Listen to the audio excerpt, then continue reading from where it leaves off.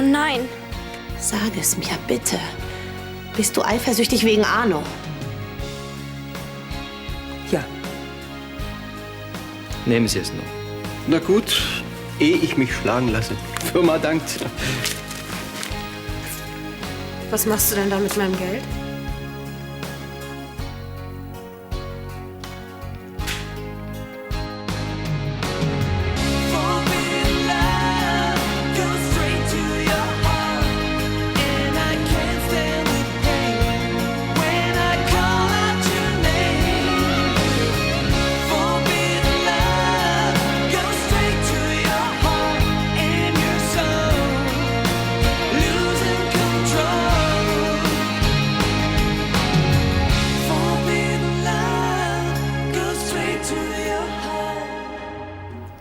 Darf ich dir deinen neuen Anlageberater vorstellen?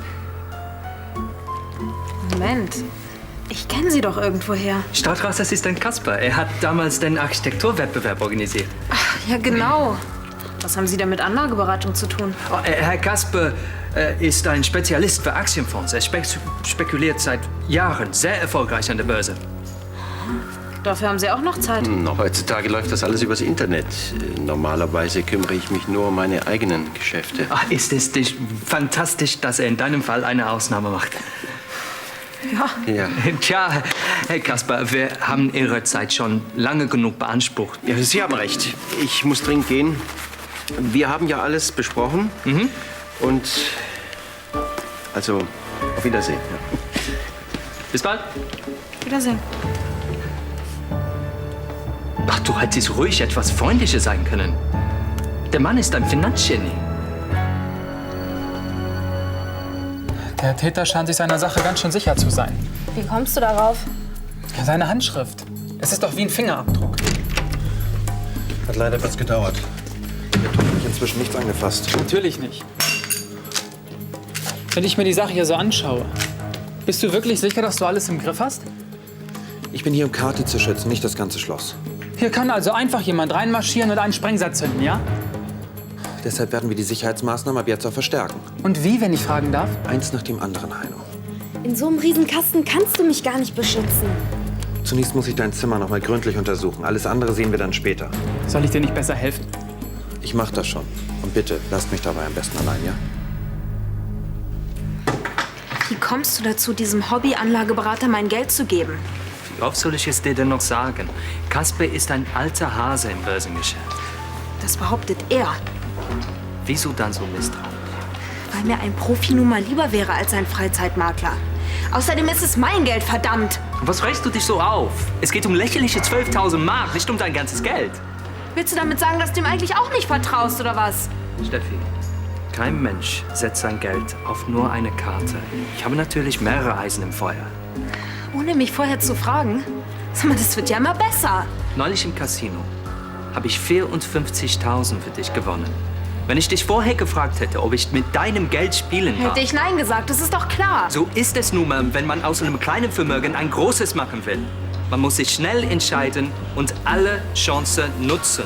Mit der Spielbank, das war doch einfach nur Glück. Das sehe ich vollkommen anders.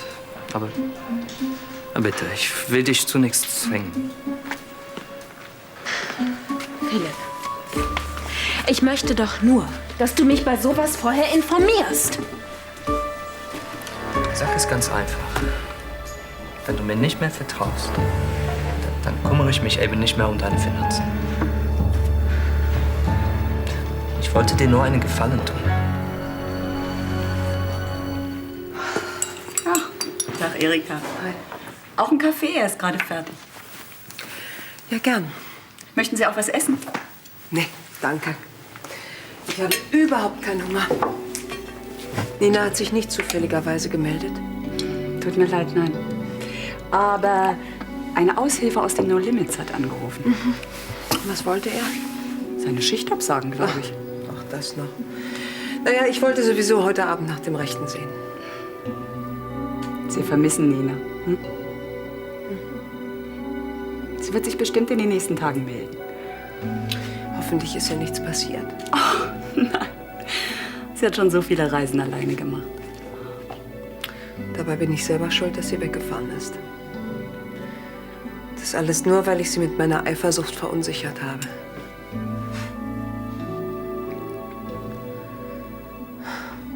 Ich werde das schon in den Griff kriegen. Was macht der denn da oben so lange? Mein Zimmer ist doch kein Ballsaal. Er untersucht bestimmt alles ganz genau. Und wahrscheinlich sucht er noch nach anderen Spuren im Schloss.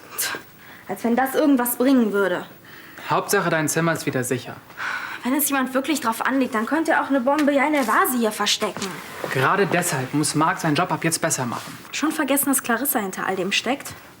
Ja und? Sie wohnt hier und sie kann jeden ins Schloss lassen, jederzeit. Das mit Clarissa war doch nach wie vor nur eine Vermutung. Sie will Friedenau für sich haben. Und sie hat uns alle schon mehr als einmal bedroht. Es gibt aber keine konkreten Beweise gegen sie. Willst du etwa warten, bis sie mein Zimmer in die Luft sprengt?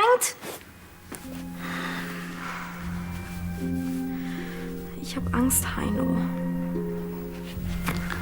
Meine kleine Prinzessin. Ich lasse dich nicht mehr alleine. Ich halte es hier nicht mehr aus. Warum ziehen wir nicht endlich in die Stadt?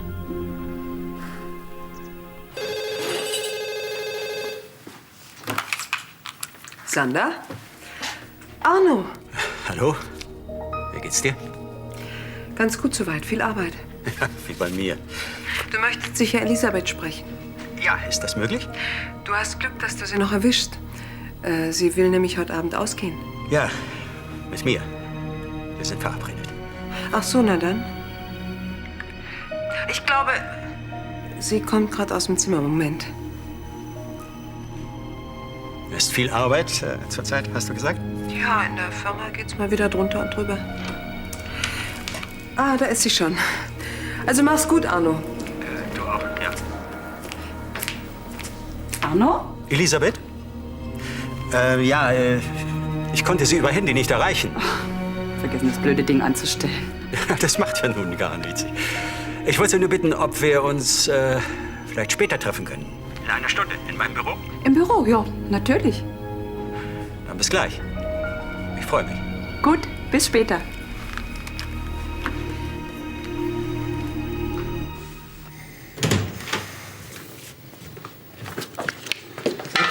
Hast du was gefunden? Nichts anfassen, bitte. Du bist etwa immer noch nicht fertig? Ich schon, aber die Polizei noch nicht. Wieso denn die Polizei? Ich habe leider kein Archiv mit Fingerabdrücken. Das ist ein Profi. So jemand hinterlässt doch keine Spuren. Und was ist mit dieser reizenden Botschaft auf der Tür? Ja, stimmt natürlich. Was hast du denn? Nichts. Mir geht nur dieses ganze Chaos hier auf die Nerven. Das haben wir doch ganz schnell aufgeräumt. Außerdem ist auch nicht alles zu Bruch gegangen. Guck, das Bild von dir und Jackie ist auch noch ganz. Und meine Schneekugel, die ich dir geschenkt habe, hat's auch überlebt.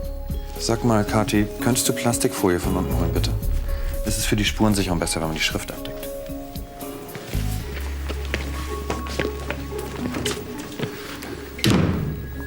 Du bist ein guter Beobachter. Was meinst du damit? Wie du gesagt hast, nicht alle Gegenstände hier haben das abbekommen. Ja, zum Glück. Kathi freut sich drüber. Sicher. Andererseits aber schon ziemlich seltsam, oder? Wieso seltsam? Naja, entweder der Täter hat mittendrin ganz plötzlich Skrupel bekommen, was eher unwahrscheinlich ist. Oder?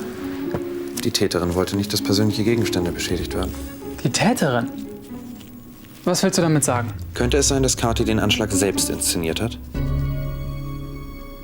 Ach, dieser Müller. Probleme? Manchen Bauherren könnte ich den Hals umdrehen. Das ist bereits die 3. Änderung an einem Geschoss. Hättest vielleicht doch Lokomotivführer werden sollen. Aha. Ich muss zu einer Besprechung. Okay. Ach, Steffi. Dabei fällt mir ein, im Tresor im Büro, da liegt ein Umschlag mit deinem Namen drauf. Kann es sein, dass da deine 300.000 Mark noch drin sind? Ja, sind sie. Steffi, ich habe dich ausdrücklich gebeten, das Geld auf die Bank zu bringen. Es tut mir leid, ich bin noch nicht dazu gekommen. Es kann doch so schwierig nicht sein. Ja, ich kümmere mich sofort darum. Ich weiß sowieso noch nicht, was ich mit dem Geld anfangen soll. Also wenn du dir jetzt davon einen Sportwagen kaufst. Nein. Ich dachte ja an Aktien. Oh, Steffi, da wäre ich vorsichtig. Ja, deshalb überlege ich ja so lange. Wollte Philipp dich nicht in dieser Angelegenheit beraten? Macht er auch. Ja, dann hör auf ihn. Vor allen Dingen lass die Finger von windigen Anlageberatern. Ja. Die meisten denken ausschließlich an ihr eigenes Bankkonto. Also, bis dann. Tschüss.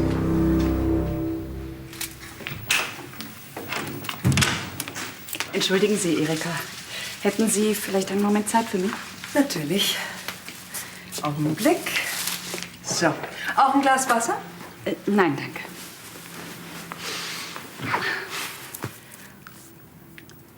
Verstehen Sie mich bitte nicht falsch, Erika. Aber glauben Sie nicht auch, es wäre besser, wenn ich mir ein Hotelzimmer nehme? Warum das denn? Solange ich hier wohne, werden Sie ständig mit Arno konfrontiert. Ich habe das Gefühl, das ist nicht leicht für Sie. Nun ja, ich müsste lügen, wenn ich sagen würde, das macht mir nichts aus. Okay, dann packe ich meine Sachen und ziehe aus. Nein, das möchte ich nicht. Aber Sie haben gerade selbst gesagt, Dass mich die Situation manchmal noch ein bisschen überfordert, ja. eben, und das möchte ich Ihnen gerne ersparen. Sie tun mir aber keinen Gefallen damit. Wie soll ich das erklären? Mir wird immer klarer, dass ich mich meinen Gefühlen stellen muss. Was ich für Arno empfinde, das ist eine Art melancholischer Erinnerung. Wir waren halt lang zusammen, aber daraus Besitzansprüche abzuleiten, das ist lächerlich. Aber Sie fühlen sich doch nicht wohl, wenn Sie ihn mit mir zusammen sehen. Oder wenn Sie ihm begegnen. Der Situation auszuweichen, ist aber auch keine Lösung. Ich muss lernen, damit umzugehen, dass Arno sich wieder für andere Frauen interessiert. Für Sie, Elisabeth. Tja, wenn Sie wirklich meinen. In der Zwischenzeit denke ich sogar, es ist eine Chance für mich, Eine Chance. meine Eifersucht in den Griff zu kriegen. Keine Angst, Herr Kasper. Sie haben sehr gut reagiert. Sie hat gar nichts gemerkt. Okay. Moment, mit der Ausschreibung ist doch alles gut gegangen, oder? Ja, wunderbar. Wünsche ich Ihnen auch. Tschüss.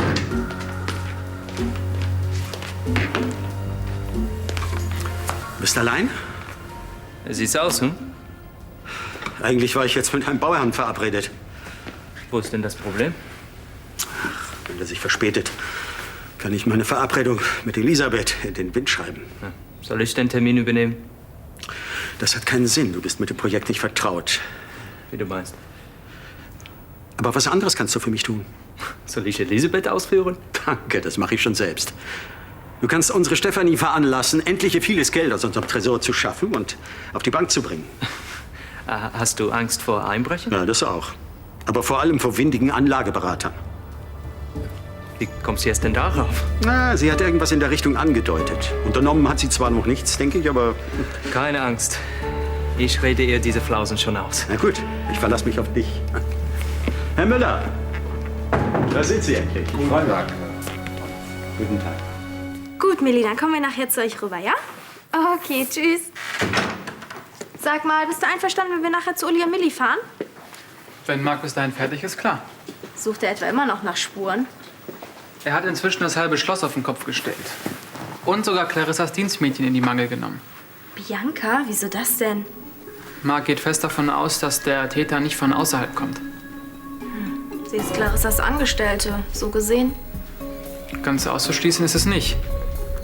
Vor allem hat Marc nichts gefunden, was auf einen Einbruch hinweist. Ich kannte diese Bianca eh noch nie leiden. In seinen Augen ist sie aber nicht die Einzige, die in Frage kommt. Wer denn noch? Clarissa ist doch im Urlaub. Er meinte, die ganze Sache könnte auch inszeniert gewesen sein. Und zwar von dir. Der tickt ja wohl nicht ganz richtig. Wieso sollte ich denn sowas Bescheuertes tun? Das habe ich ihn auch gefragt. Das muss wohl an seinem Beruf liegen, dass er erstmal jeden verdächtigt. So ein Schwachsinn. Also langsam geht er mir echt auf die Nerven. Also wenn er dich besser kennen würde, dann käme er bestimmt nicht auf so eine blöde Idee. Ich verwüste doch nicht mein Zimmer. Dieser Idiot. Vor allem würdest du mir niemals absichtlich so einen Schrecken einjagen. Nee, natürlich nicht. Mit diesen Änderungsvorschlägen hätten Sie vor 2 Wochen kommen müssen. Aber wieso denn? Es geht doch nur um eine Kleinigkeit. Ja, diese Kleinigkeiten, die treiben unsere Kosten enorm in die Höhe. Was ist denn?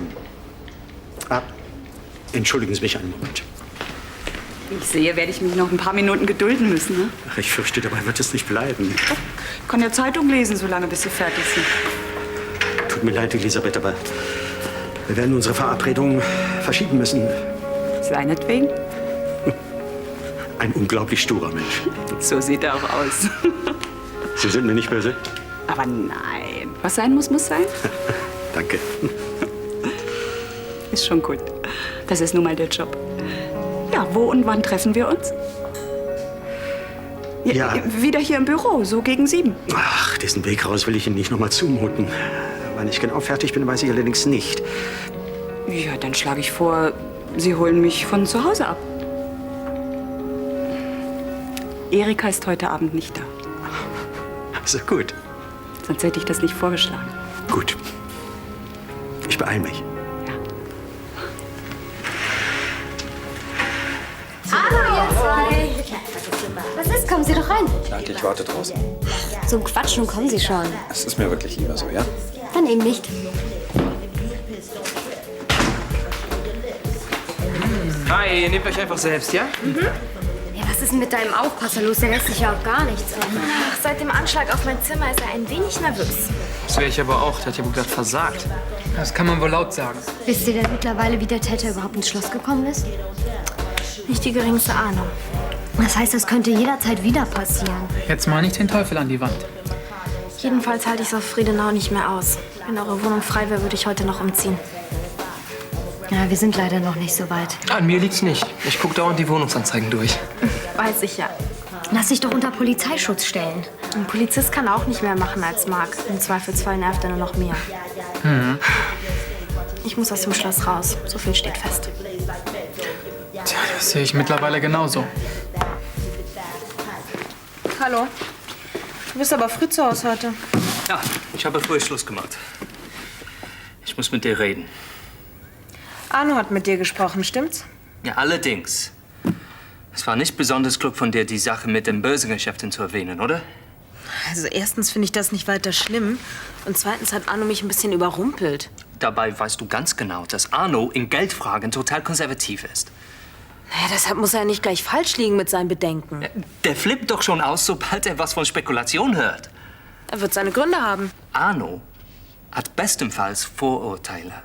Er legt sein Geld am liebsten bei der Bank auf Sparbuch. Ja, von meinem neuen Anlageberater habe ich mir nichts erzählt.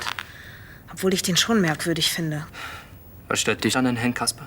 Dass er dir keine Quittung für mein Geld gegeben hat, zum Beispiel. Ach ja? Ja, oder hast du eine?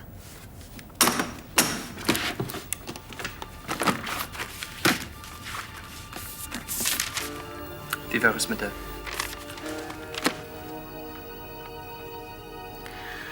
Das habe ich nicht gewusst. Entschuldige. Ich habe noch was für dich. Was ist das? Der Schlussstand der heutigen Börse. Was soll ich damit? Schau dir einfach nur die dritte Position von oben an. Ja, und? Ja, diese Aktie ist allein heute um 4% gestiegen. Wie schön für die Aktie. Schön für dich. Dein Anlageberater hat genau diese Aktie vorhin gekauft, und zwar bevor sie gestiegen ist. Soll das heißen, Dass du innerhalb weniger Stunden reicher geworden bist. Ich bin echt beeindruckt. Ja, wir sollten da Arno einfach raushalten. Er versteht von solchen Dingen nichts. Ja, wahrscheinlich hast du recht. Und ich fände es schön, wenn du mir in Zukunft ein bisschen mehr vertrauen würdest. Versprochen. Tut mir leid, ich habe einfach keine Zeit. Okay, dann muss ich jemand anderen finden. Millie! Hallo. Dich schickt der Himmel. Du bist aber überschwänglich heute. Mir ist gerade der Kellner ausgefallen. Ach so, Kannst du nicht deswegen. zufälligerweise? Nee, Mama, echt nicht. War ein Versuch. Nina fehlt eben überall. Du sagst es. Wo ist sie überhaupt hingefahren? Keine Ahnung. Hat sich einen Last-Minute-Flug geschnappt und weg. Und Ninas Mutter wohnt die ganze Zeit bei dir? Ja, warum nicht? Wir verstehen uns sehr gut. Nicht mehr eifersüchtig. Schließlich habe ich Arno verlassen und nicht umgekehrt. Das kann man so sagen. Und ich habe inzwischen begriffen, dass Arno das gleiche Recht hat, sich neu zu verlieben wie ich. Hat er sich denn verliebt? Weiß ich nicht. Zumindest würde es ihm sehr gut tun. Finde ich stark, dass du jetzt so locker damit umgehst. Ich habe mir sogar überlegt, ob wir nicht mal was zu dritt unternehmen sollten. Arno, Elisabeth und du? Ja. Ob das so eine gute Idee ist? Ich finde, es wird langsam Zeit zu beweisen, dass es mir nichts mehr ausmacht. Du hast also keine Sicherheitsbedenken, wenn wir die Wohnung von Uli und Milli nehmen? Auf jeden Fall ist sie erheblich übersichtlicher als Friedenau. Ja, dann wird auch alles klar, oder? Also erstmal müssen die beiden eine neue Wohnung finden. In Hennings Beziehung dürfte das doch kein Problem sein. Du hast es ja ziemlich eilig. Ja, ein verwüstetes Zimmer reicht mir auch. Glaub mir das.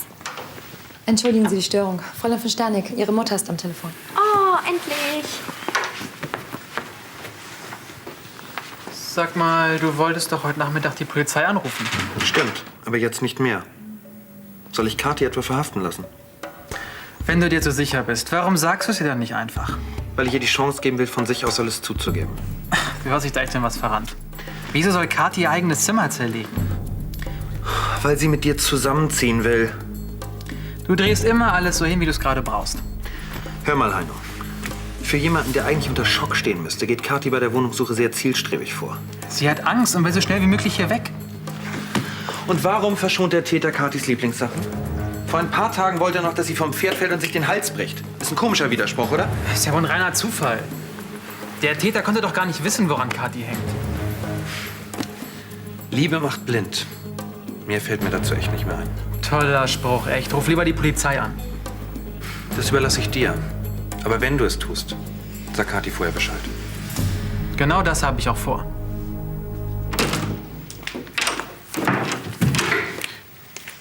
Ach, Sie sind es. Wen hatten Sie denn erwartet? Arno, ehrlich gesagt. Er kommt hierher? Ja, um mich abzuholen. Ist doch kein Problem. Entschuldige, ich wusste nicht. Das ist überhaupt nicht schlimm, Arno. Ich bin überraschend früher nach Hause gekommen. Ja, von mir aus können wir. Habt ihr es denn so eilig? Wir könnten doch eigentlich zu dritt noch ein Glas Wein trinken. Ja, ich weiß nicht, also... Nein, ich denke eher nicht. Wollen wir dann?